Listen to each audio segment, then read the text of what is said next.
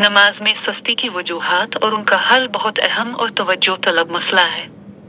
नमाज दीन का सुतून है और उसकी पाबंदी ना करने की वजह से हम दुनिया और आखिरत दोनों में नुकसान उठा सकते हैं। सबसे बड़ी वजह जिसकी बना पर हम नमाज में सस्ती करते हैं वो अल्लाह ताला की अजमत और किब्रियाई का इस्तेहज़ार ना होना है। अगर हमें ये समझ आ जाए कि हमें बिलाने वाली ज़ात कौन है और वो किस कदर अजीम व बुजुर्ग है, तो हमारी जिंदगी में नमाज की अहमियत वाज़े हो जाएगी। दुनियावी उमूर में हम छोटी छोटी बातों पर फख्र महसूस करते हैं, जैसे कि अगर कोई आला ओहदे पर फाइज शख्स हमें बुलाए तो हम इस बात को अपनी इज्जत समझते हैं। लेकिन ये भूल जाते हैं कि अल्लाह ताला दिन में 5 मरतबा हमें अपने हुजूर बुलाता है और हम उसके बुलावे को अक्सर नजरअंदाज कर देते हैं। गुनाहों की नहूसत भी नमाज में सस्ती का एक बड़ा सबब है। गुनाह दिलों पर सियाह धब्बे लगाते हैं और रफ्ता रफ्ता ये धब्बे दिल को इस कदर सियाह कर देते हैं कि इंसान हक को देखने के बावजूद कबूल करने से कासिर हो जाता है।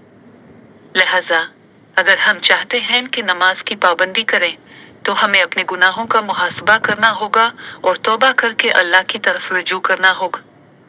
दुनियावी मसरूफियात और पैसा कमाने की दौड़ भी नमाज में सस्ती की एक और वजह है। हम अक्सर दुनिया को अपना मकसद बना लेते हैं और ये भूल जाते हैं कि असल मकसद आखिरत की कामयाबी है। दुनिया में पैसा कमाना जरूरी है, लेकिन इसे इस कदर अहमियत देना कि हम नमाज जैसी अहम इबादत को नजरअंदाज कर दें, ये नुकसानदेह है। हदीस में भी आया है कि दुनिया के मामलात में अपने से नीचे के लोगों को देखो ताकि अल्लाह की नेमतों की कदर कर सको और शुक्रगुजार हो।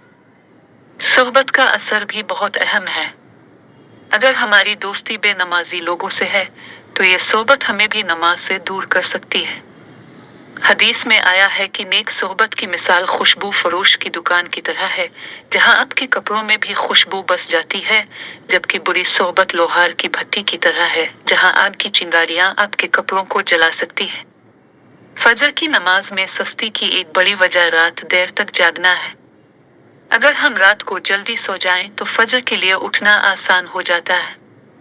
इशा के बाद फजूल बातों और सोशल मीडिया से बचने की कोशिश करें, क्योंकि यह वक्त ज़ाय करने के साथ साथ सेहत पर भी मनफी असरात डालता है।